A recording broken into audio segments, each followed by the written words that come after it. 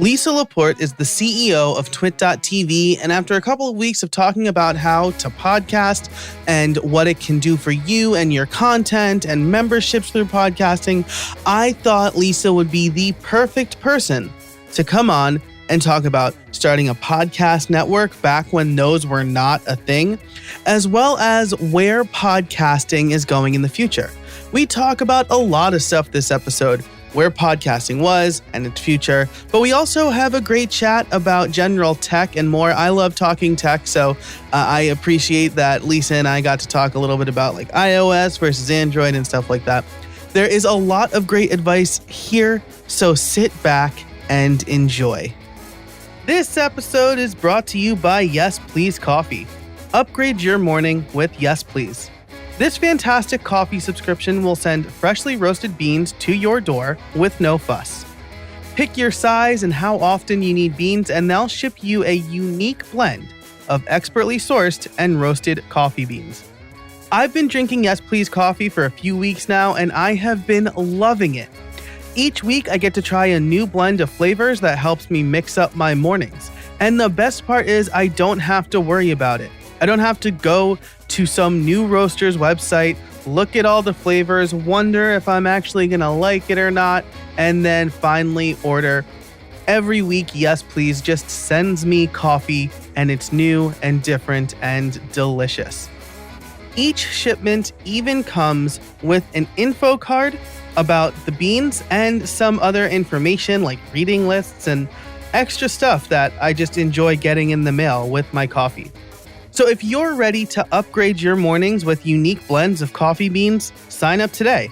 Head over to howibuilt.it/yes and use the code HIBI for $5 off your subscription.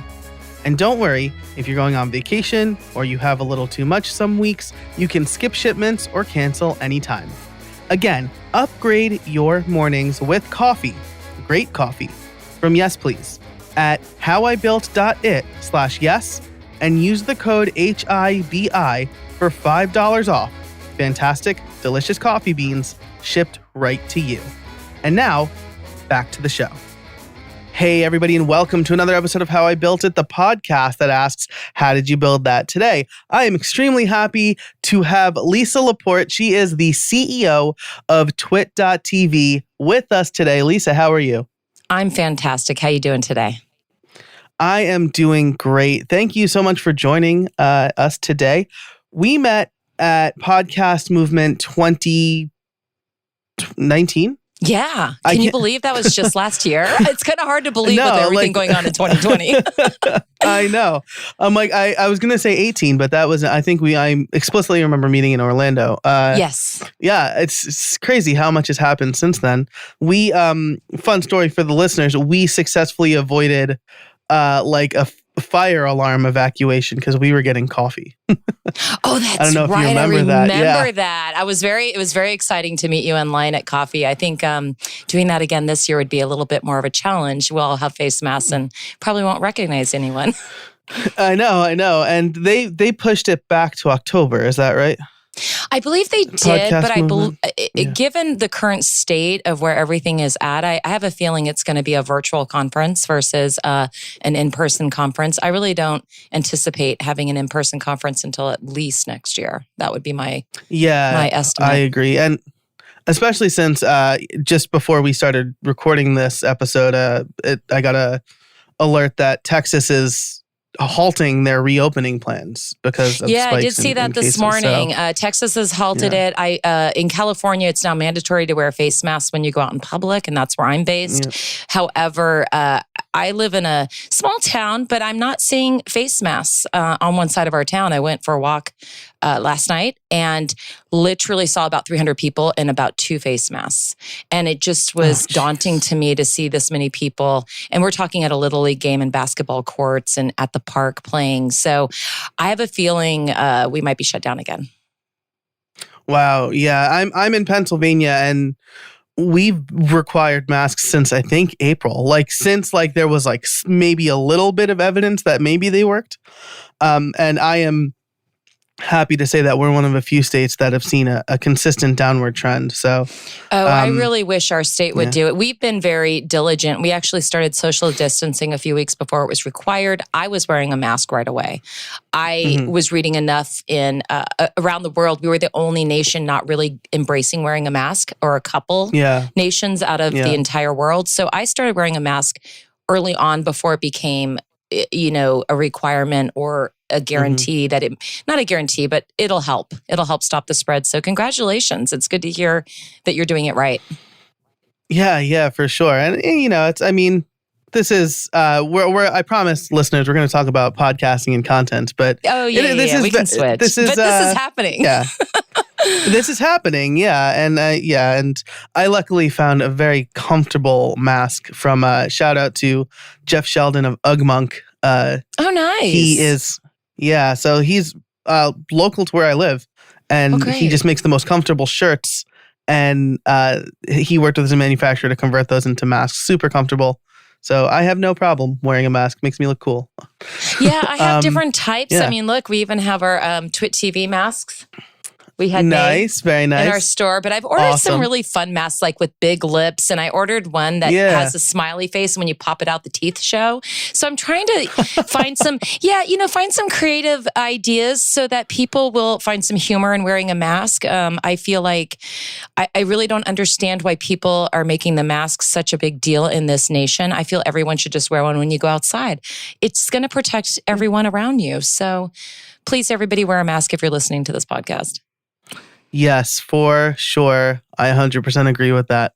Awesome. Well, we are safely remote doing this interview, so no masks, so we can understand each other while we're inside our houses. Yes. But I'm excited to talk to you about podcasting because Twit.tv is a long-standing podcast network, right? You guys have been around for a while.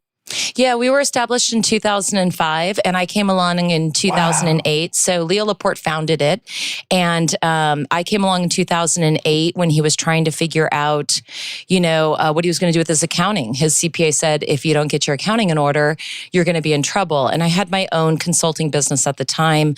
I was doing CFO work, accounting work. I had 3 bookkeepers on my staff. So I actually started working at Twit TV as a consultant to help set up their business back end. But my background has been in accounting and CFO, and I've always had a hand in running companies. I've always worked with startups. So I was doing that as a consultant for about 7 or 8 years after I had left a company that I had grown up at, and just started to decide to, get my chops wet touching other businesses and helping other people grow and do things like that. And I just fell in love with new media. So in 2008, I joined, and it was audio only, and there weren't that many, podcast networks out there. There were shows, of course. There was CNET and, Revision 3. I don't know, people remember some of those, but those were, I would say, would be competitors to us. So it was very interesting when I started. The landscape was audio only, and there wasn't that many podcast networks out there. I mean, there were a few, but nothing like there is today. So it's really has blown up since then to today. Yeah, that's really interesting, right? Because I think that people tend to forget that podcasting has been around for nearly 20 years, right? I mean, the term was coined right around the time the iPod came out, right? That's why it was called a podcast. I think that's right. At least that's like the lore that's been taught, but perhaps something I don't. I agree with you. What's ironic, and we kind of make fun of it now because it was like we did our best, but Leo really wanted to call us a netcast. We wanted to be above a podcast because we wanted to be something that was better than a podcast and just a little bit more closer to TV, a little smarter, things along those lines. So we had Netcast You Love from People You Trust for a very long time. And finally, I think it was a year ago, I finally went to Leo and said, look, podcasts are hot. So we changed our logo to, podcasts, podcasts you love from people you trust. And And it's just really nice now to be able to talk to people and they understand what a podcast is. Because when I go back to 2008, nobody understood what Twit was. And I'm trying to run business. And I had some people like laugh at me like, what's Twit? And I'm like, oh, it means This Week in Tech. So if you were a geek, you knew who we were. Or if you worked in technology, you knew exactly who we were. But a lot of people in the business world didn't. So I started calling our network Twit.tv just to let people know, hey, we are really a network.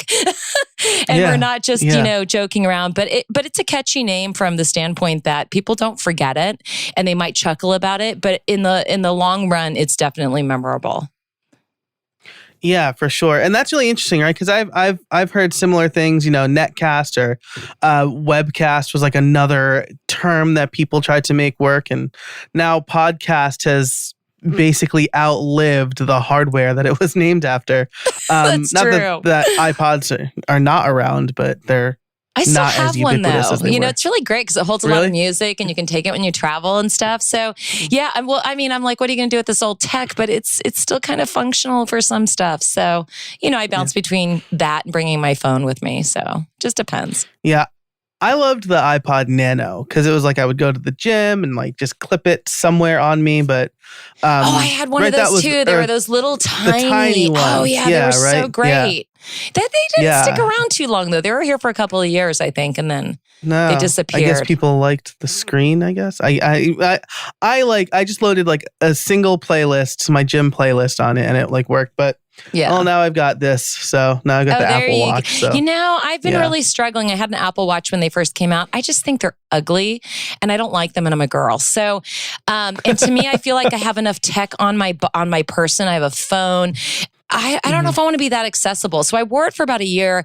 I didn't really like how it looked. And then I realized I never had a break from work. So I kind of abandoned it. But I don't know, with everything going on now, I might start wearing one again.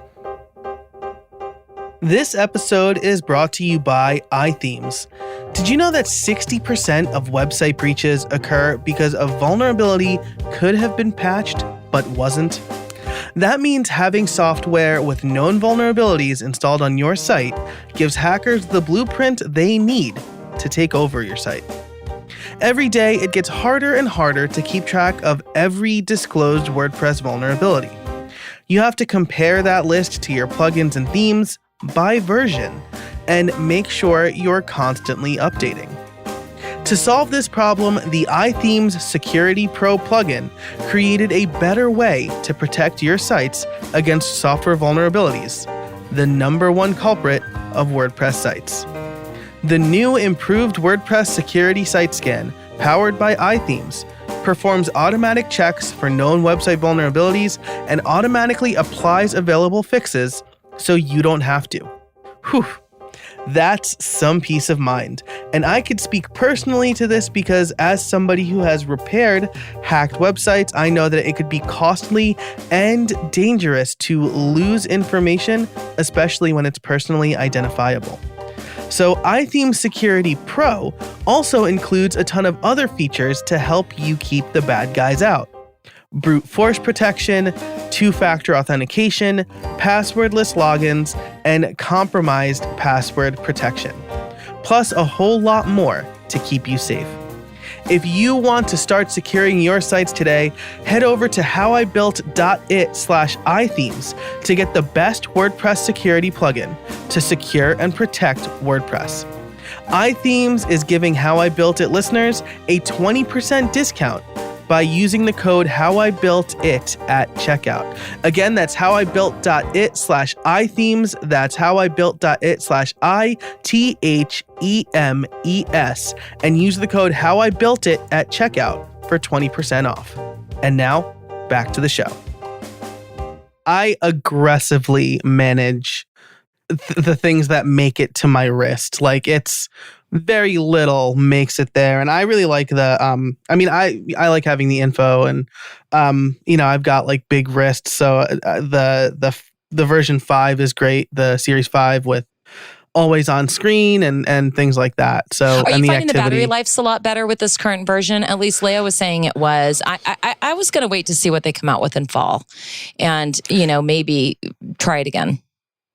Yeah, so the Series 5 was an insta buy for me because that was like I had the Series 3 And then they like redesigned it and it looked nicer, but I was like, I just bought the 3. And then when they went to the always on screen, I was like, this actually makes it like a real watch, right? So Yeah. the battery life was terrible when it came out. I would have to basically charge it in the middle of the day, especially if I went to the gym. That's exactly why I walked away from it. Yeah. Because it would die at 4 o'clock on my wrist. Right. Yeah. But now it's, I've had it on. I've had it on since 6 and it's 1:15 here and it's at 80%. So I've been like pretty inactive today. I'm going to play the drums later to close that activity ring. But yeah, I think the battery life has been a lot better. So we'll see what they come out with in the fall, though, because I'm sure they'll have better hardware, especially since they just introduced sleep tracking in watchOS 7. Oh, yeah. I was very excited with this WWDC. We covered it. And I'm just like, oh, we're going to get widgets finally. So I'm looking forward to that. Yeah, it's like, how long has Google had all that stuff? I mean, Android. Yep. But yeah, I'm excited. I was like Android Army until about 5 years ago or something like that. Oh, wow. So why'd you switch? Yeah. Well, I switched because there were 2 big reasons. And this is like my claim to fame with this. Phil Schiller like tweeted my blog post about how I switched. He didn't even retweet it. He just said, Joe switched. I know. It was like, I killed it in affiliate revenue that day. That's awesome. Congratulations. So wait, why did you switch? So I switched because I was using the iPad as my tablet. That was because, what else, right? And then I was like, Mac. I was basically Apple ecosystem, everything else. And I tried to find like hacky ways to send texts from my Android phone, like using like Push Bullet or that other one. What it really came down to for me was camera and battery life were the 2 most important things. And iPhone was better at both of those things. Yeah, I agree with you at on least that. I'm I still like the camera. So. I wasn't an Apple person at all. I actually, your audience is really going to give me a hard time for this, but I'm business. So I had a BlackBerry Storm and people were like, oh my gosh, why would you have a BlackBerry Storm? And I went, well, the battery life lasted 10 hours. I needed it for phone and for work. And that was really the extent of it. And when we were building the Twit Brick House, which was our second location, we're now in our third, I was walking down to take a look at it and I had dropped my Storm. And for the first time ever, it landed on its face and shattered. And Leo's like, you need to go to an iPhone. So I did, but it was tinny. The battery life, do you remember Mophie cases? The battery life was not very good. And so now I love my iPhone, but it took me a while to transfer over. But yeah, I was made fun of for a long time, but it was functional. And to me, I'm business, so I'm looking for tools that make my life easier versus I want to play with things. But I'm really excited about the widgets now that they're going to be offering that. Yeah, likewise. And similarly, I've just found that the app ecosystem in Apple is, maybe it's improved on Android since I left, but I found like a higher quality of app, I feel, probably because there's a higher barrier of entry, right? You got to pay $99 just to develop an Apple app, and you don't have to do that with Android. So that's correct. But Android, I feel like cuts they lay the groundwork for what Apple ends up picking from to decide to make it better with more privacy attached to it. So, I like the privacy features that Apple offers too versus Android. Yeah, for sure. And no shame on the BlackBerry Storm. That was the full screen one. Like did it have the face that like pushed in, like the haptic touchscreen? Yeah, it was did that have a little one? bit of a push in. Yeah. I'm telling you, I received so much crap for having that. But I had that too, and I loved it. Oh, see, you had one too. But you know what? But seriously, the 8-hour battery life was it for me. Because, I was a consultant at the time, so I was constantly traveling to different locations and going to clients, businesses, etc. So I really needed something all day. I didn't really have the opportunity to stop and charge somewhere. Because when I switched to an iPhone, it was like 4 hours tops. And barely using it, it just didn't. The battery life back then was nothing. Used it for email and phone calls, and in 3 or 4 hours it was dead. So, because remember how tiny they were too. Yeah, right. That's like my mom just got rid of her iPhone SE. Oh wow! Like when the new one came out, I'm like, you need to replace your phone. Get this one; it'll be good. Like so. I buy my parents tech too. I kind of stopped letting them make decisions on that because they would call me to be their help desk. So you got to kind of, pick out the right gear for them. Well, I really enjoyed this part of the conversation. For those listening, if you that was like a preview of what they talk about over on twit.tv. So if you're interested in more of that talk. This episode is brought to you by ExpressVPN. Let me tell you about the time that I was searching for a birthday gift for my wife. We have a shared computer. I did the search. I used incognito mode, but it was nearly spoiled because ads were showing up on various services we used, even though I used incognito mode. So if you are thinking, just use incognito mode to keep your search history private, let me tell you something. Incognito mode does not hide your activity. It doesn't matter what mode you use. Your internet service provider can still see every single website you've ever visited.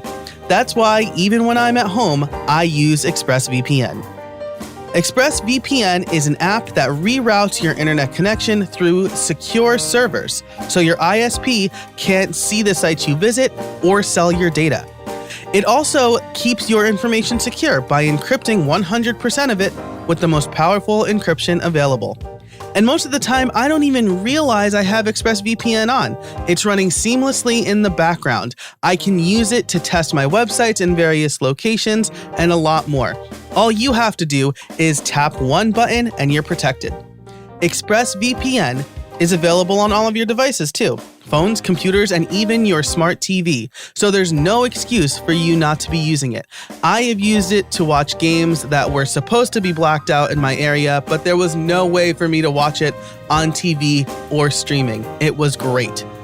Protect your online activity today with the VPN rated #1 by CNET and Wired. Visit my exclusive link, expressvpn.com/howibuiltit, and you can get an extra 3 months free on a 1-year package. That's expressvpn.com/howibuiltit. Visit expressvpn.com/howibuiltit to learn more. And now, back to the show. Let's circle back now to podcasting. Sure. Because 2005 again was a long, people didn't know what podcasting was. I feel like Lore and Serial kind of brought it into the public consciousness, right? Correct. I've been listening to Stuff You Should Know since 2009, I think, but most people didn't know what it was. So what you mentioned it a little bit, but what did podcasting look like in 2005, 2008?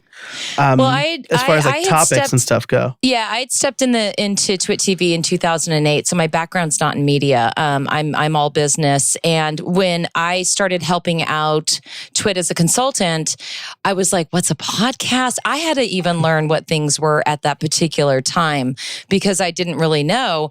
And I just started to look around and there was and I'm thinking of the tech podcasting sphere because that's what we're involved in. So there was CNET and Revision 3 and a few things, how stuff works. I mean, there's quite a few names out there, but the reality, it was audio only. It wasn't that popular, that big. And we were one of the first podcast networks to actually start adding video. We were like, hey, let's start adding video. We thought it would be a good idea for people to have a visual because Leo would turn on a little webcam when he would do his podcast and people were like, oh my gosh, we love seeing you. We love that additional element. So we were one of the first networks to start converting all of our podcasts to be audio and video. And just so everybody understands, don't do that unless you have a lot of money because it's super, super, super expensive to add video. It's less expensive now. But when you're looking at our network, we do 20 shows, we have a studio, and, we have all these cameras everywhere. So adding video to a podcast network actually makes it a lot more expensive, but it also adds an element to bring your audience closer to you because they get to see you and not just hear you. So we started adding video and gosh, I agree with you. I believe it was when Serial and everything came out, podcasting started to explode and then everybody started to jump into podcasting. You now see giant networks in podcasting. You have the Spotifys that have popped up, Stitcher, SoundCloud. I mean, there's so many ways now to consume podcasting that it's nothing compared to where it was in 2008.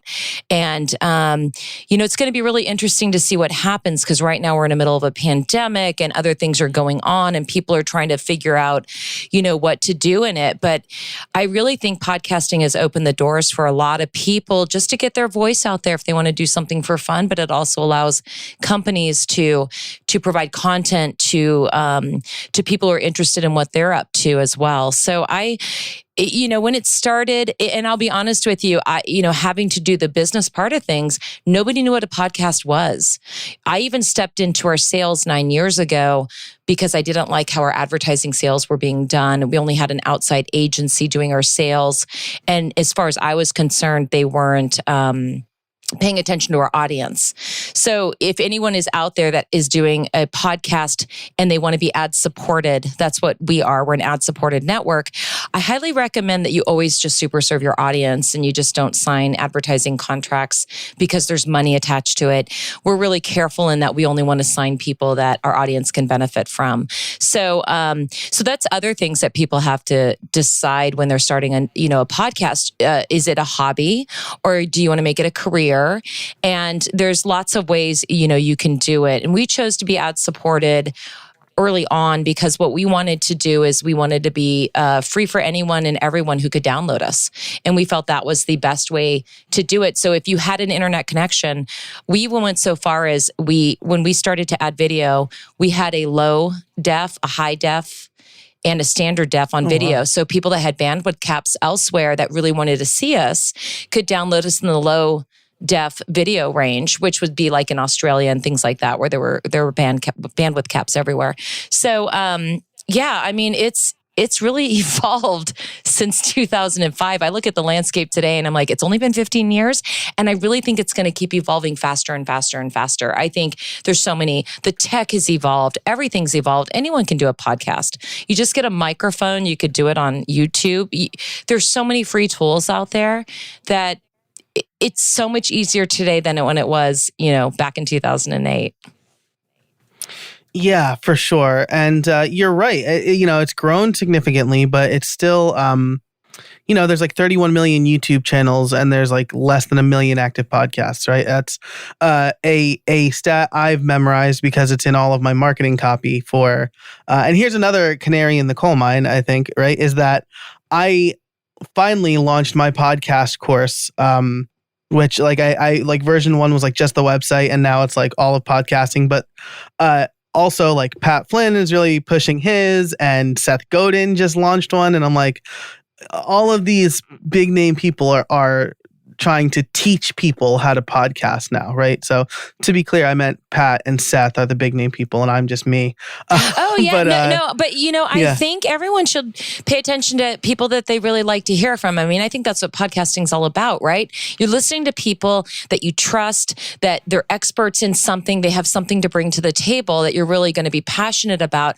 And I believe you can get tools from lots of people. So yeah, people that have mastered podcasting, even my business partner and my husband, Leo Laporte, it doesn't mean that you're not going to learn a tool from somebody else. So I consume a lot of podcasts for my own professional development and moving forward. And I don't listen to any one thing for my main source for how to get somewhere. So I love all the different podcasts that have cropped up. I have things for pleasure, things for business tools, things to learn something new, and just to stay informed with what's going on in the world today. Because sometimes I don't want to turn on the TV and watch the news. It's like, I'd rather hear it from somebody else that brings a different perspective, maybe a little fresh perspective to the table. So yeah, I think the variety out there has really exploded. And I still feel like it's the Wild West. I don't think podcasting has like any, particular formats. I mean, I've discovered this in just trying to sell our network where people are like, how do you do things and how are you doing your ad sales? And that's still pretty much however anyone wants to do it. So I know that people like the IAB are stepping in and trying to get things more streamlined like Nielsen ratings did with TV and things like that. But yeah, it's still pretty interesting in the Wild West. And it's funny because you're like, yeah, podcasts are still lower than YouTube. And I'm like, well, kind of YouTube's both. I mean, we're on YouTube too. It's one of our places right. we post, but we're a launch partner with Spotify. So we're pretty much anywhere and everywhere you can download us. We're on Pocket Casts, iTunes, Google Play. I mean, we're YouTube. If there's a place that you guys listen to your podcast and we're not on it, just email me at lisa@twit.tv and we'll make sure we get our feeds on their platform. And so, so I agree with you. It's insane where podcasting has gone. It's really just exploded. When we were at the podcast movement, there was a stat that said there's 2,000 podcasts being developed and launched every week. So 2,000 brand new podcasts are being launched every week. Here's the kicker though. Only about 2% make it to 10 episodes. That was the other fact that they had brought to the table when we were there. And I thought that was very interesting, but I agree with that because I think some people think, oh, I'm going to do a podcast and I'm going to become a star and I'm going to be huge and I'm going to do 3 episodes and there I go. And then when you really get into podcasting, folks, just so you all know, it's a grind. I mean, it's not like a bad grind, but make sure it's something you really love to do because you're going to have to do it a lot and really just develop an audience. I think that's the most important thing. Having been the CEO at Twit TV now for 12 years, I get asked a lot from people that want to launch a podcast, like, what do I do? And I go, number one, be passionate about what you want to talk about it and be an expert in what you're bringing and grow your audience. Because I've had people reach out and go, hey, I want to get ads. I want to do this. It's like, don't start your podcast to make money. Start your podcast because you have a passion, you have something you want to say, you're an expert, you really have something to give out to the world, grow an audience. And then after you grow an audience, if you decide to make it a business or you want to earn money on it, then you can consider adding something to that to continue moving forward. Yeah, I agree wholeheartedly. I think that this is the exact thing that I like to tell people as well. It's a grind. It's tough. Pod fade, right, is a real thing. And so, be ready to put in the work. And that said, as we kind of move into businesses and people figuring out if they should podcast, how should businesses be adapting their content in 2020? Do you think that podcasting? Do you think podcasting is something every business should do to help reach new audiences? That's an excellent question. We talk with a lot of companies that have been launching their own podcasts because I oversee our advertising sales at Twit TV. We have had companies like Red Hat reached out. They did a whole podcast series. Microsoft has reached out. They also did a podcast series, which is like how to use their products. So I think, first of all, business should really take a look at why they want to do a podcast. Do they feel they need to do a podcast? Are they trying to grab more customers, or are they trying to educate their customers on their new things that are coming out? So that's what Microsoft was doing. They were educating on people on how to use like Azure Labs. Like if you want to use tools, here's the new tool we have, and this is why we're using it. Red Hat was interesting. They did a podcast series on the birth of tech and big names in tech and what people did, and it wasn't related to their business. They just wanted to do it to give back to their community and let them know that, hey, Red Hat does more than just, well, they do a lot, but they do more than just their business. So it was really interesting. Their series was all about founders in tech and where tech was going. And it wasn't related to what Red Hat was, but people did like that. Like, oh, Red Hat did this amazing podcast. We should really look at their services when we need to consider something. So I think before, I've had a lot of businesses reach out like, hey, we want to do a podcast. And I'm like, on what? And they're like, we don't know, but we know they're hot. And so when I've gotten a few of those calls, I started, because people think that we're a journalistic entity. We're not a podcast house where you can come and we open our studios and you can rent our studios, or we make podcasts for companies. We don't do sponsored content. So we do get those questions though. And I think every business, before they should just run off and launch a podcast, should look at the reason why they're doing a podcast. Do you want this to inform your existing clients? Do you want it to be just a hobbyist for right now? Because like if you take a look, Cloudflare just launched Cloudflare TV, and they're letting all of their employees do something on Cloudflare TV. And it's kind of just like, they just slapped it together and they're doing stuff out there. And I think they're doing it. Well, I don't want to speculate, but I think they're partially doing it to give their employees something to do, because right now everybody's work from home, stay in place, and everyone's really getting itchy. And I think it's a really great way for them to go, hey, you guys want to talk a little bit about what you're doing? Maybe it'll help like bring a community together. Things like that. I also have other networks that are opening up like, game night. They're like, hey, if it, because they're a tech network, and they're like, hey, we cater to people work from home and not seeing people. So they're opening up game night for IT professionals and geeks to see people that are used to being out in the real world.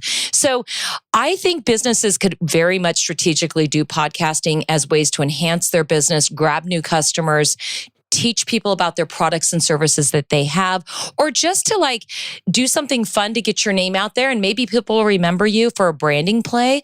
But if you're going to do a podcast, just make sure you have a plan, you've talked about it, and you really aren't just reaching out to people saying, hey, let's just do a podcast, but really putting some, thought behind it.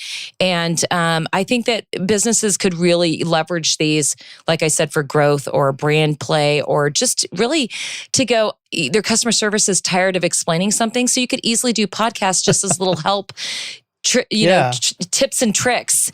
And I think it's going to continue to keep growing, in the future. Yeah, that's great. So as if you're a business owner listening and you're wondering if you should start a podcast, Lisa just gave a lot of really good ideas for content. Just make sure, again, and like you said, Lisa, that it works for you and your business and you're doing it for the right reasons, because people will be able to tell pretty quickly if you're like not into it. So if you're just doing it for the money. I always recommend to people like prep when you're going to do a podcast. Like if you're going to be an expert, just make sure you know what you want to talk about and have like a little bit of a format, but always be flexible and be willing to change. And to be able to pivot within something, but don't just like turn on the mic and go, oh, hey, I'm here and I don't know why I'm here.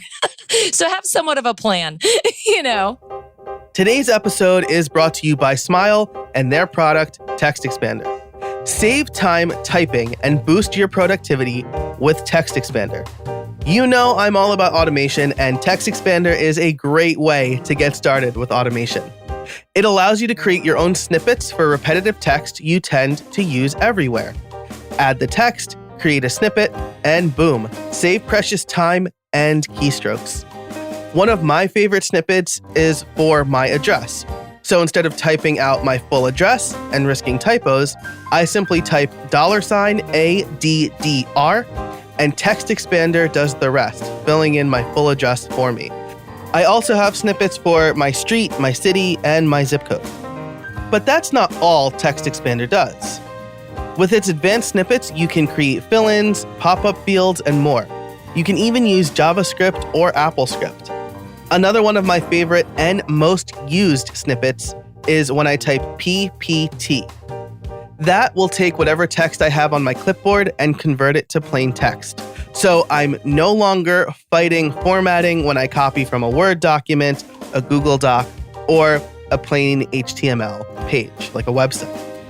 I also use it for common links, email messages, which I can completely customize with fill-ins and drop-down menus, and even date calculations. I'm currently writing a book, and Text Expander has been instrumental with that. Text Expander is available on macOS, Windows, Chrome, iPhone, and iPad, so pretty much anywhere you do computing. If you've been curious about trying Text Expander or automation in general, now's the time. As a listener, you can get 20% off your first year. Just visit textexpander.com/podcast and let them know How I Built It sent you. That's textexpander.com/podcast for 20% off your first year. And now, back to the show. As we approach the end of this interview, man, we covered a lot of ground, from like masks to tech to podcasting now. But I want to get a little bit speculative here. Sure. And ask where you think podcasting is moving in the next 10 years. And there's been a lot of news, right? The Joe Rogan, Spotify news, obviously. Luminary launched last year to like No, it's going about as well as Quibi's going, I would say. Well, it's kind of a challenging time. I think a lot of people have launched things last year, and then we are in a pandemic, folks. It's interesting. I read the Joe Rogan news, and a lot of people that have been in podcasting for as long as we have were upset. Oh, you're selling out. This is going to hurt podcasting later. And my attitude is, good for you, Joe. I think you're a big name. I remember when Howard Stern went to Sirius and he went behind a paywall too. I feel like this is a similar play. I think Spotify is going to try to, as we know, they're buying everything. They're really coming out of the woodwork. They really want to take on the giant out there, which is iHeartMedia, I feel, on podcast radio and everything. But I feel that people are going to try things in the next 10 years. I think you're going to see paywalls go up. Spotify is going to definitely put Joe behind a paywall at some point once they get big enough to allow that to happen. My concern with going behind a paywall and luminaries switching to subscription services, I get it. They're trying to pivot to survive. We thought about adding a subscription service to ours. Maybe we stop doing ads and we just go behind a paywall. And the more we talked about it, we just didn't feel that that's what we wanted to do. We want our content to be free to anyone and everyone who can download us or watch us or catch a stream somewhere. So going behind a paywall will prohibit people from doing that. So we don't really like that model. And I think you'll see more things like that crop up. I'm not really sure. I think subscription models are going to work in podcasting, because if you think about it, people are so used to them being free, and I'm not saying that can't change over the next 10 years. I think people are going to sample going behind paywalls as networks. I think people are going to.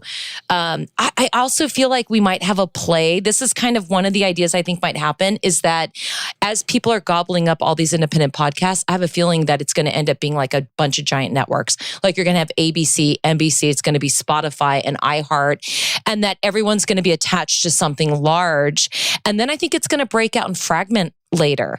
That I have a feeling that's going to happen, because you saw that in radio and you saw that in TV. You saw these little independent networks and they all joined big networks, but then things are breaking out. Now you have Disney Plus, you have HBO, you have Showtime, you have a zillion different ways to consume content on TV. Whereas I think podcasting might try to do that, where all these big players may try to pull everyone in. And then I have a feeling we're going to fragment back out again, because I don't think that's going to work, because we're Americans. We like to do our own thing. We want to have control over our own destinies. I know that's part of the reality of at least the nation I live in. So I have a feeling that people are going to try stuff and they're going to break things, and it's going to continue to pivot and move. And to be honest with you, Joe, I feel like podcasting was moving slow when I first entered this space. Like it took a while to get going. And then Serial hit and it just blew up. So I have a feeling we're going to see the growth moving at exponential growth over the next, 4 to 5 years, especially now. Think about it. We're in a pandemic. Hollywood shut down. You can't be in the script writing room, etc. So what are they going to start doing? They're pivoting to podcasting. I work with, I shouldn't say I work. I have a lot of friends in other networks and we talk all the time. And they're starting, they're getting all the screenwriters because Hollywood shut down. So I have a feeling you're going to see more creative podcasts coming out along those lines. I still think you're going to see series that want to sell to TV, like to Netflix. People are doing those things too. But I just really think it's going to, people are going to test, try. I think we're going to pull together and have some huge networks, and then we're going to fragment back out, and there will always be those small ones. But I'm excited because I really feel like it's changed, and I can now call somebody and go, hey, so I have a podcast network. And they go, I know who you are. Instead of what's a podcast, Joe, for I'd say the first 8 or 9 years at Twit, I had to explain to everyone I talked to what a podcast was. And I just feel like now that people, it's a household name, right? And yeah, so absolutely. I'm curious, where do you think is. it's going to go? Do you think some of what I say is in line to what you're thinking? I'm just curious. Yeah, I think you're absolutely right. I think that going to the subscription only model is, I agree with you, it's not going to work, right? I think we are seeing this right now with news websites, right, that are trying to paywall their content. Right. And understandably they need to make money, but if you're reporting the news, then if you're really serving the public and you want people to access the news, you can't really paywall it. I think that subscription models could work as an add-on sort of thing. Like I think Relay FM is wading their way through that and figuring out like all of our content will be free, and if you're a member you get like the pre and post show or whatever and added bonuses. But keeping the core content free I think is tantamount to making podcasts work. I like that Spotify is so in the game because it means more people will listen. Because like right, the problem with podcasting is oh yeah, check out my podcast. Oh, how do I do that? Well, do you have an iPhone? There's that purple icon. Oh yeah, I put that in some folder somewhere. If you're Android, like finally there is a Google podcast app, but like otherwise you would tell them like download Pocket Casts. So getting it front and center for more people, I think is ultimately a good thing. We'll see if they really do start to like gobble up and paywall especially previously free content. I loved Crime Town. And I'm like, I'm not going to listen to this if it's only going to be on Spotify. So I think I waited like 6 months and they put it out in the normal feed, but I was like pretty bummed about that because I think it went against what podcasting can, right? It's like saying like you can't access certain parts of the internet because I bought it up, right? Which is a whole other thing. That was our biggest problem is that someone goes, hey, could you do an exclusive on TuneIn or Spotify? Would you do exclusive content? And I'm like, we're everywhere. We are literally everywhere you can consume a podcast. And I kind of worry about that. But you know what, Joe? I feel like people forget. So I think in about 2 or 3 years, people may forget. Like if they never knew what a podcast was and they just started out, they're going to be like, oh, that's normal. You can go behind a paywall. So it's just us, not dinosaurs, but us folks who have been here since the beginning that are going to be, you know, a little like, oh, they're doing that. And that's not really true to podcasting. But I've always been somebody who's evolved. I've evolved in all my careers. I'm a serial entrepreneur. I like to grow things. I like to move. So I don't have a problem with people trying things. And I think people that have been around in the podcasting community from the start are really, they don't like my attitude of, well, that's what they're going to try. Let's see how it goes. So I like to sit back and watch. And I thought of, you know, I know Mike really well on Relay FM. I used to work with him once in a while. And we have several of our hosts on their network too. And we've talked about that too. Maybe we add a little something extra at Twit TV, like, hey, a subscription club. You get a little extra content, you get a shirt, you get a mug. We might do something like that for fun as well. But I really just can't put us behind a paywall or do that. I mean, to be honest, I might consider it if advertising completely died, because we'd still want to do this. So we might maybe go to a donation model or some kind of club thing that's fun, something along those lines. But I don't want to do that until, you know, we've exhausted everything with advertising. But something I do want to tell your audience, if you do decide to do a podcast and you decide to add advertising later, just don't overwhelm your audience with a zillion ads. Always pay attention to your audience. It's like I have a tech network. I mean, for instance, a shoe company reached out, women's shoes. And they're like, hey, you want to advertise on your network? We have a lot of money to spend. And I went, women's shoes? I'm 95% male. No, go somewhere else. And they were really upset that I turned them down. But I went, it's not going to work for you. And my audience isn't going to want to hear about women's high heels.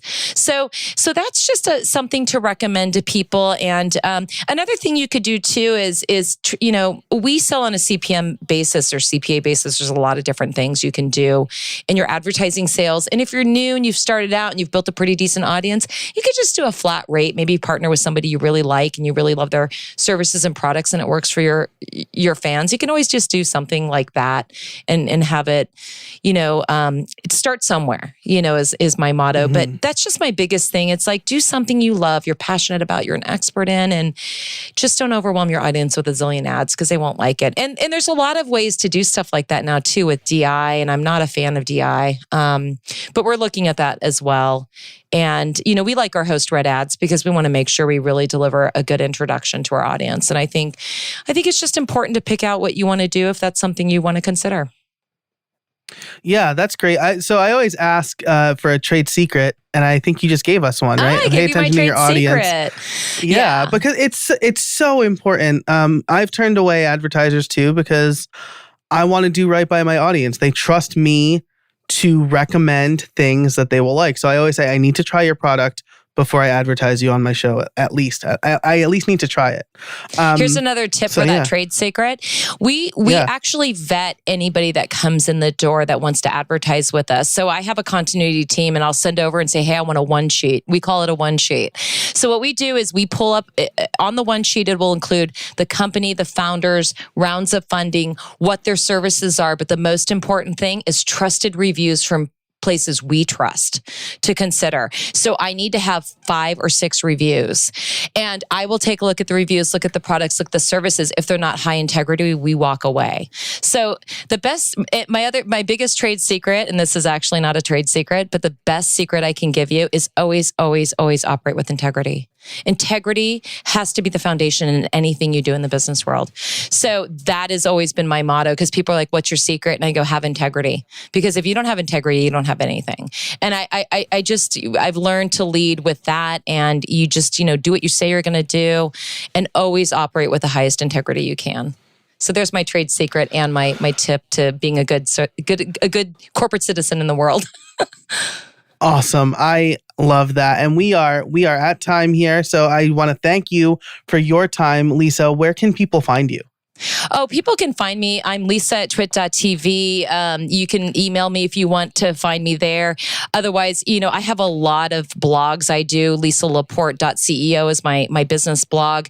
But, check me out. You can find me on Facebook and LinkedIn. I've avoided Twitter. I'm not a real big fan of Twitter these days. It's kind of a cesspool, but you can find me on LinkedIn as well. Mm-hmm. And, reach out, follow me. I'm happy to connect with anyone if they're looking, for honestly, for anything about tech. If you're interested in advertising with us, you can reach out to me too. Or if you're just like, hey, I'm curious as to what you guys do, I'm open. I give back to the community. Often I mentor some women in business, and, I'm always available, because my attitude is, this is the best way we're going to succeed as a world. So reach out anytime. I'm happy to help anyone out with questions or ideas. Awesome. Well, thank you so much. I will include all of that and everything we talked about in the show notes over at howibuilt.it. Lisa, thanks so much for joining me today. Oh, thank you, Joe, for having me. It was fantastic. Have a great day. Thanks so much to Lisa for joining us this week, for taking the time to talk all about tech and her history and starting a podcast network, and lots of great advice as to why you should start a podcast. Don't just do it for money. That is something that lots of people keep saying. So I can't agree more with that statement. Thanks to our sponsors. We had a full deck this week with Yes Please Coffee, iTheme Security Pro, Text Expander, and ExpressVPN. Definitely say hi to those folks and thank them for supporting the show. For links to them and everything that we talked about, to learn more about Lisa and all of the great resources, head over to howibuilt.it/182. And if you want to get fantastic tips sent right to your inbox, why don't you go ahead and join the Build Something email newsletter. That's over at howibuilt.it/subscribe. Thanks so much for listening, and until next time, get out there and build something.